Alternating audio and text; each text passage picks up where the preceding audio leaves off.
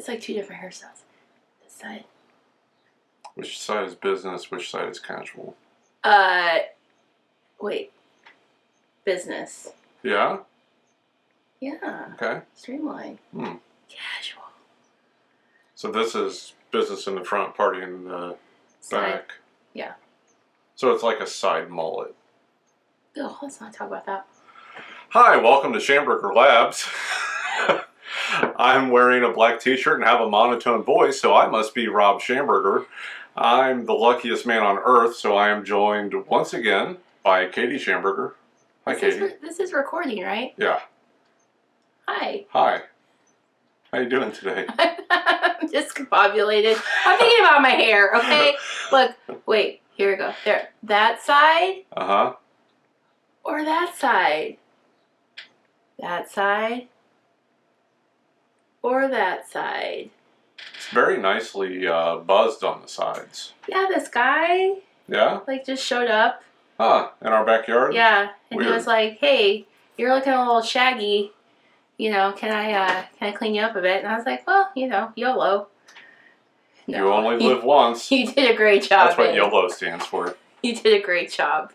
Again, if someone in a time machine had told me at the beginning of our relationship that we would get to a point where you would regularly shave half of my head. Essentially giving you a mohawk. No. Like I remember in the early days saying, hey, do you want this? And you're like, no, never. Never say never. Yeah, you gotta be open to the possibilities. We grow. We do grow. We evolve. Speaking of evolve and grow. So, this painting. I've been working on a painting, if you haven't been paying attention for the past 10 episodes. And it is of... turn the audio off on that. We don't want to hear that. It's of Charlotte Flair. If you don't know who she is, she wrestles, right? She's a wrestler? Yeah. Sports entertainer. Sports entertainer. Superstar. She's won a few titles. A few. Yeah. Her dad is in the business too? I feel like I might have heard about him. Yeah. Like, in passing. I thought, didn't we see his last match, but he's having another one? Oh, that rings a bell. We saw the best last match. We did see the best last match. No shade, Conrad, no shade. But I've been working on for 3 months now, 12 weeks total, painting of Charlotte Flair from her entrance at WrestleMania 33. And it's a very different one for me. I've been working on it in between other stuff, but also just way more methodical about it, way more detail-oriented than I am typically with other work. And I think that through that, like, it looks very different from anything that I've done up to now. That's what I've been thinking too, because I think more people who have followed most of, if not all of your professional journey as a wrestling artist specifically, I think they would have clued into this, because there's been like some pieces from the Rivalry series, but and some other paintings that I can think of. But this, like, you just get so much more of the entire composition and the setting, the stadium, the backdrop, where I think a lot of the times, you're it's more portraiture, right? You're kind of, so this is like a really interesting, but like still so many of like what I would consider like signature Rob elements, like just like off the bat, just an unparalleled use of color. Oh, thanks. With so many of the things I do, a lot of it is looking at what I'm going to cut out. Just for time. Like with WWE, I've put out a new painting every week, at least one, often more, for 9 years. And coming up on 10. And I wanted to slow down a bit and do something that felt a little more special, a little more epic in scope, I guess. Mm-hmm. Yeah, and I mean, it totally comes through, and I'm curious because obviously I have a front row seat being married to you. And We're married? We're married. Huh. Cool. I know, right? Well, Coming I up have on, a lot less to worry about now. coming up on 12 years. There's a lot less sin happening than I thought.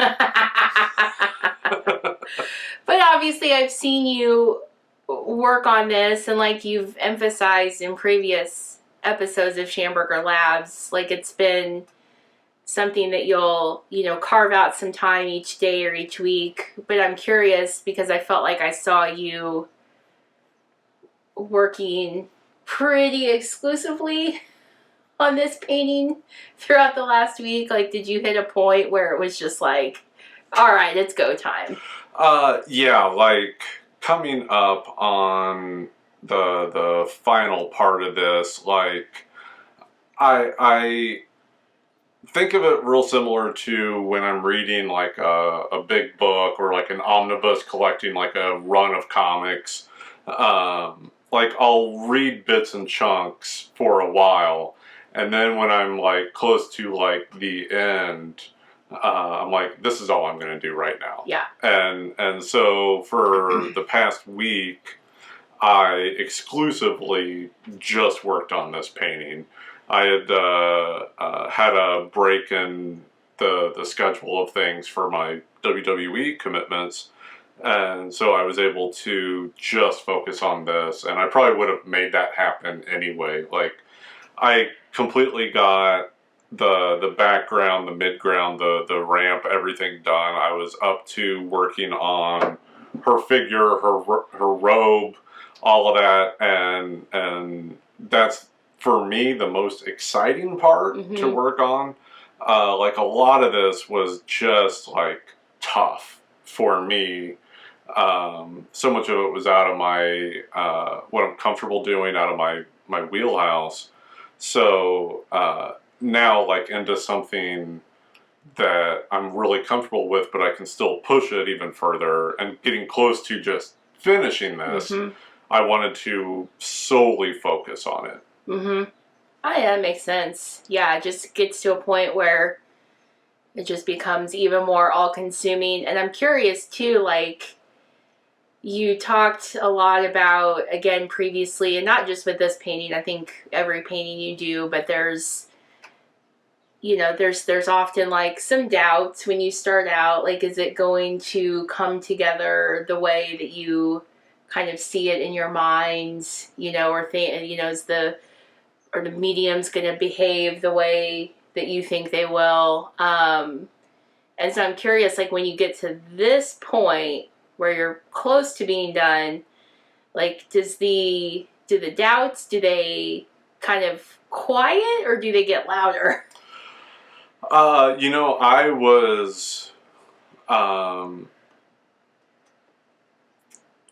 was really doubtful about this pretty much until I finished it. Okay. And even when I was done, I had to let it sit for a bit to know, like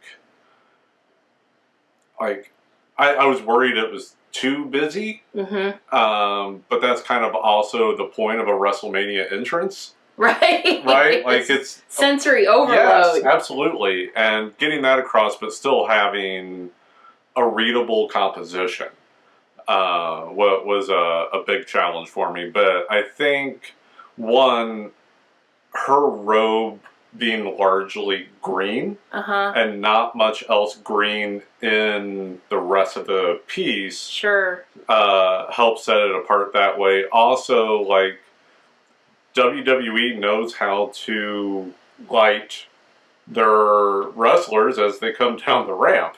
And so, like, a lot of the lighting did that as well. Like, there's a bit of halo lighting on her. Like, she's kind of, like, maybe there's, like, a spotlight or something behind her. And so there's, like, a glow around her that helps her stand out a bit.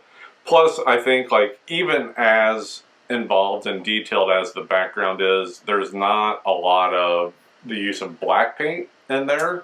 And there's more with her, which is a common thing with Hey, there was a bird that flew by. Squirrel. A lot of I'm trying to think of the term. Atmospheric distortion. Like as things get further away, there's less detail and also less contrast to them. Right. So like this was a huge set, and so like especially with how WWE lights their crowd, like the crowd itself, there's very little deep shadow in there. The ramp itself had some black because of like the elements themselves were black. But largely her figure and the robe especially has more of that, which creates contrast and makes it pop out a bit more. Okay, now real talk. I did hear you a couple times from your studio space as you were painting make some exclamations about the complexity of the robe. Oh, was it tough? It's tough. And I was up to the challenge, right? Like, I don't consider myself a detail guy. I don't naturally go towards it. I compare myself more to, like, punk rock than classical, right? Like power chords and emotion and not so much technical ability. But I wanted to see what I could do with this one. And the robe itself, like, as we're seeing here, like all those lines in there, especially working with a medium like acrylic, is not so easy to do. Like I have to water it down a lot or else it gets too gummy. Okay. But not too much because the nature of acrylic is essentially a plastic. And look at how water behaves when you set it on plastic, right? It doesn't set in. Right. Yeah. So like that's why I didn't come in with like say ink instead. You still want to do acrylic on it. Gotcha. Yeah, and it looks like a much finer brush. Yes. Yeah, it's a detail brush. Like not super so, but more than what I commonly use. I normally use like a medium brush for everything. And I've been pushing myself more towards using a variety of different brushes and tools than I have historically. Just trying to continue to grow as an artist. Highlights coming in. See, and I think the composition and it's going to emerge here, even more as the robe comes together, and then her face and her hair. But I think, I'm sure this was a purposeful decision when you were planning all of this out. But to me, her placement on the ramp and that angle of her in the ramp and the backdrop, it's actually really well balanced. Yeah, and all credit to the photographer that took the reference shot. There's some masterful photographers there. I don't know which of our friends did that, but whether it was, I don't want to list off names because then inevitably it's one of them that wasn't them. Right. And those guys had never let me hear the end of it. But they did a great job on framing that, especially with her towards the right, so that you can see the fireworks, but also with her off to the right, it's mostly only sky framing her, so there's less detail making her pop a bit more. And also, so here comes my magazine background with graphic design, when you could almost think of this painting as like a 2-page spread that you've opened the magazine. And Charlotte is in an ideal position here because she's looking in, or I should say looking in this way.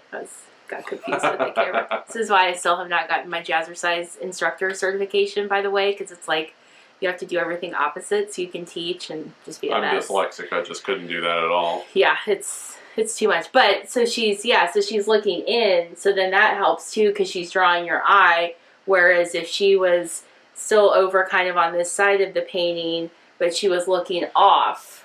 Right. And that would take your eye just naturally like off the piece.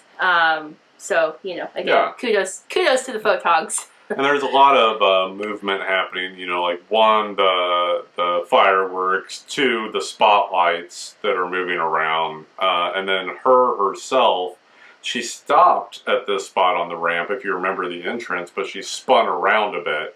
So you can see, like, her sleeves, like, one is hanging down lower than the other. It's because she's spinning there. You can see it a bit with her hair, too, once I get into that. I'm also happy with the different, how I was able to get across the different surfaces. Mm-hmm. Like the way the ramp looks versus the lighting versus her, the primary focus of it. I'm happy with that. Like, the ramp itself was really tough. I used a lot of techniques there that I haven't before with acrylic. Mm-hmm. Like, there were several parts in this where I was like, because I'm so much more comfortable with watercolor than acrylic, I'm like, I just feel like I could have done an even better job with watercolor, but and I still would have pushed myself, but I was just way out of my comfort zone on this one. So it was as much an adventure for me making it as it is for, watching it get made or seeing it for the first time. I love the ramp. I mean, to me, and I think this is like one of the most enjoyable parts of art, is the subjective nature and what do individual people see and feel and experience. I don't know, to me it just looks like it just rained. And Yeah. it's like a wet surface, and it's just reflecting all of that, like, dynamic light back up, and that's not what happened. I don't think it rained then. But it just... Although, this is a historic WrestleMania for us as well. 33. If you'll remember, it was the first time my best friend Andy helped us out. And when we got to the stadium, finally got to our seats, he said, "Hey, I'm going to go get us beers, me and him. You don't drink beer." I think he got you a water or a wine or something. Wine. Yeah. And so it took a while. Like, the line was a while. It took a bit to get back to the seats. And we had worked so hard at Access, right? So tired. And feet hurt so bad. Like, this was back when, like, WrestleMania went for like 36 hours. And as hard as we worked, I was happy to just sit there. So he brings me the beer, and I sit there for just a second, haven't taken a drink from it yet, and I feel something hit the cup. And I look, and a bird had pooped in my beer. And there was a solid 1 second I contemplated. Just throwing it back anyway. Pull the turd out and go for it. But, okay.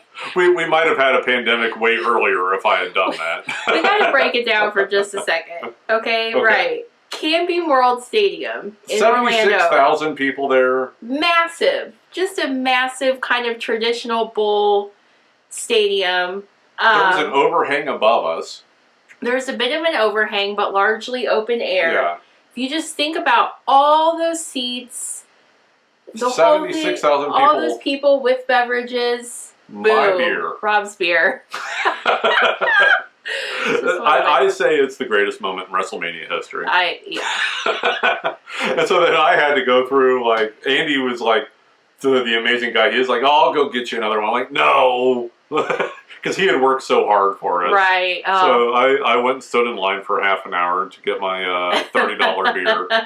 Worth it. Worth everything. I went ahead and got him another because I knew by the time I got back, his would be empty. He would need it. Yep. Also, he and I are old school wrestling buddies. Like, it used to be like wrestling night when the first time SmackDown was on Fridays, he and I would get together and with other friends and, drink and eat pizza and probably like played a lot of Risk because we're such cool guys. And it was great. And then, he went off to law school, moved to Florida, family man, lawyer, all that. But he still kind of keeps up on wrestling, and one of his daughters is old enough now, and she loves watching it with him. That's their thing that they do together. But before she got into it, he was there with us at this one. During this entrance for Charlotte, do you remember? Yep. He started weeping. Yep. And I mean, we were all exhausted from how hard we had worked. Yeah. But he turned to me and said, "That could be my daughter someday."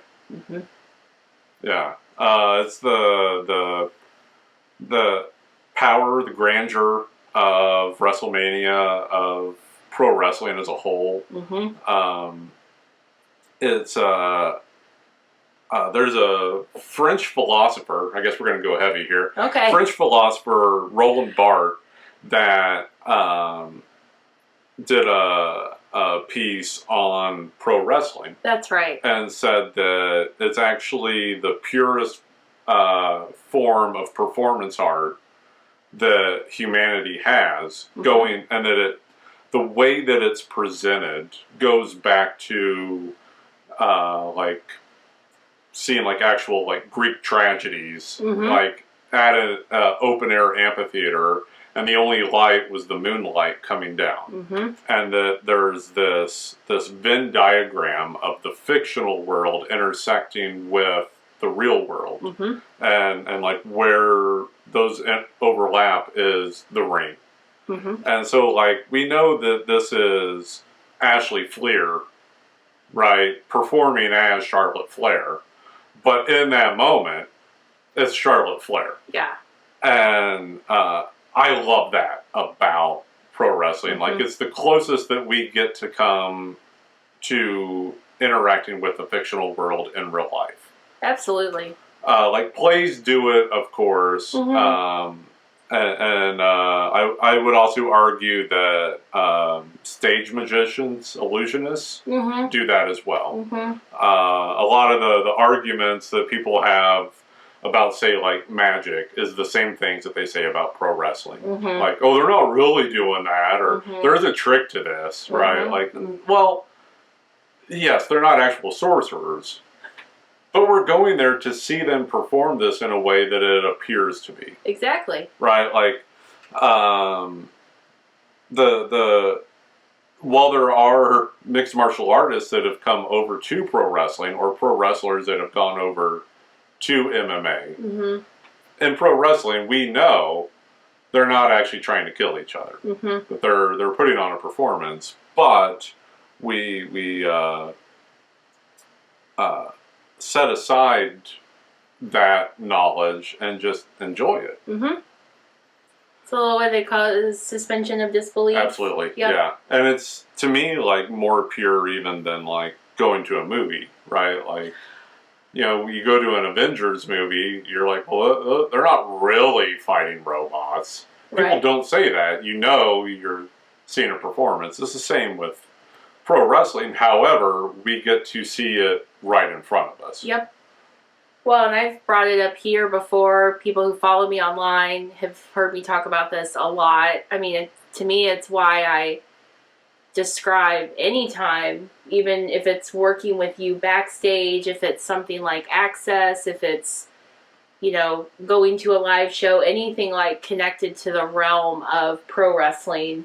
Anytime that starts, as I call it, entering the wrestling bubble, because it does feel like a separate world, a bit of an escape, where you can kind of lose yourself for however few minutes, few hours, whatever. And seeing this painting, I mean, this is making me flash back to Dallas 32, WrestleMania 32, when we saw Charlotte actually come out for the first time in a robe, like in a homage to her dad. kind of carrying on the family legacy. And I really cried hard when that happened, because it just, Ric Flair was an integral part of my fandom as a kid. And now to see this moment, but also as a woman who loves pro wrestling, to see another woman like perform at this magnitude, to see how much has changed for, in positive ways for the women's division. Yeah. Over the years, it's just like some really powerful kind of emotions just intersecting in these types of, entrances, matches, all of these elements. Do I remember right? Was it this peacock robe at a house show in Iowa that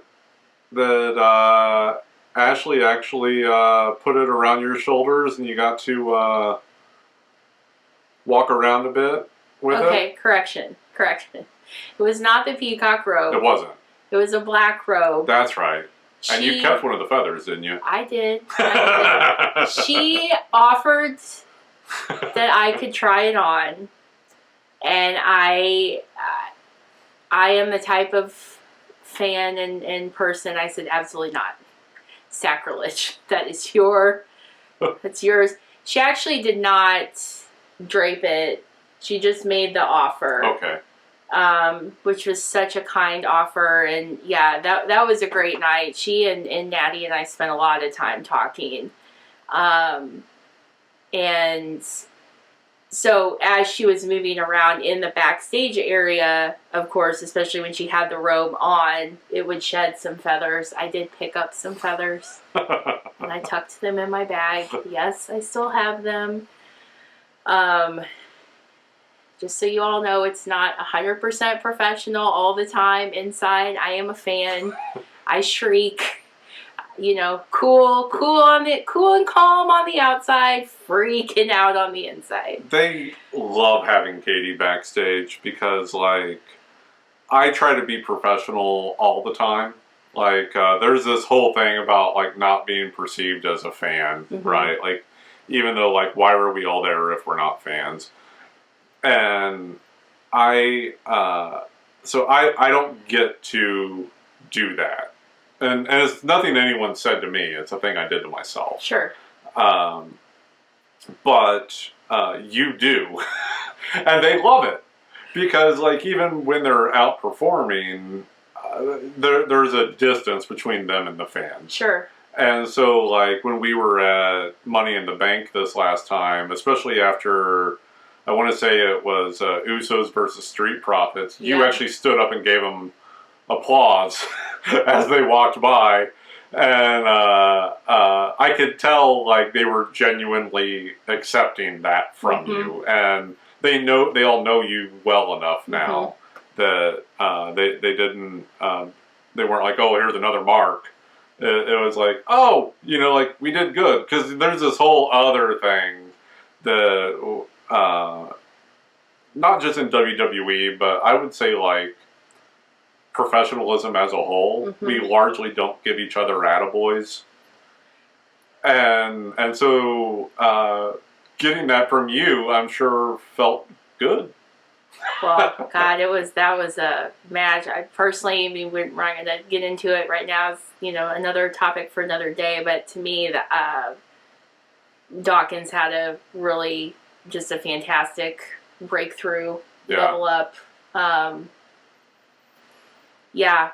again, having that, it's really, being fortunate enough through your work and everything that you've built, and then to be here for moments seeing the WrestleManias, but also backstage, it's then you can really appreciate all of the work that's going in behind the scenes. It has absolutely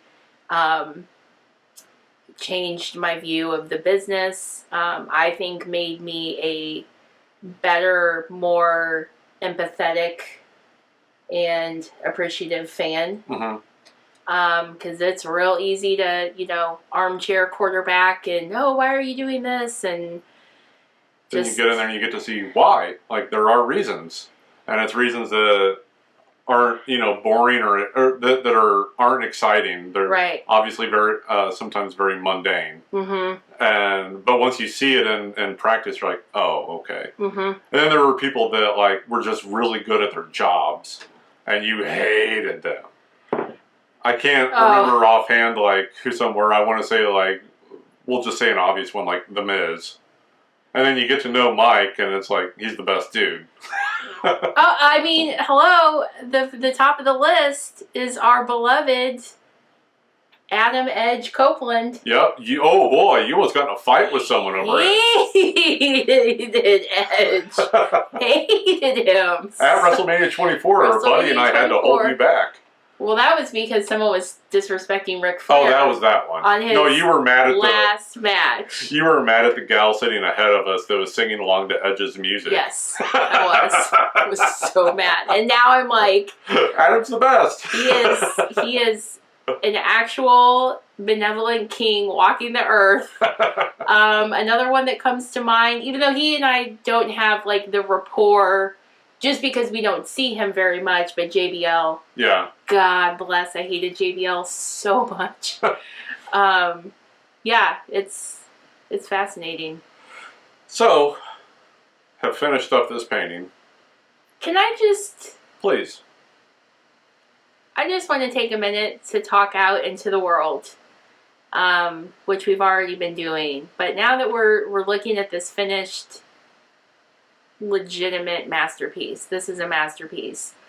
I would like to speak for both Rob and I that the reaction that this painting has gotten online through mostly social media and through Schamberger Labs' weekly e-newsletter. Wow. We both individually and together are in a rough patch right now. Not marriage-wise. Everybody calm down. That's individually stuff. Personal life stuff. It's just a hard spot right now. And I especially got overwhelmed in the best way. People, oh my gosh, appreciating the art. People saying, I can't believe this isn't a photograph. I feel like I was there. I saw a couple comments that made me smile from people who were at this WrestleMania, and they're like, I'm in there somewhere. I'm in the crowd. Dang, that bringing us seats. all right, bringing us all together. Rob does that with his talent and through the lens that he creates with his art, through which we can experience pro wrestling. I mean, it's just really been a much needed reminder, for me at least, of what this is all about, and also how talented this guy is. Thank you, wife. Welcome, husband. And yeah, thank you to everyone that reached out, that's been following along with this. The subscribe to the newsletter, robschamberger.substack.com, that are supporting the art through schambergerlabs.com. I'm doing my plugs. And follow along at Rob Schamberger on Twitter and Instagram, as well as at Katy Writes. That's her.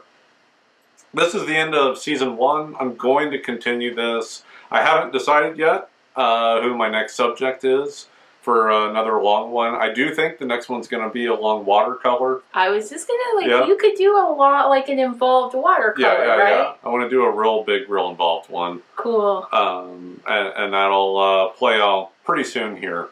So thank you, everyone. And be well. And we love you a lot. Love you. Thank you. Bye.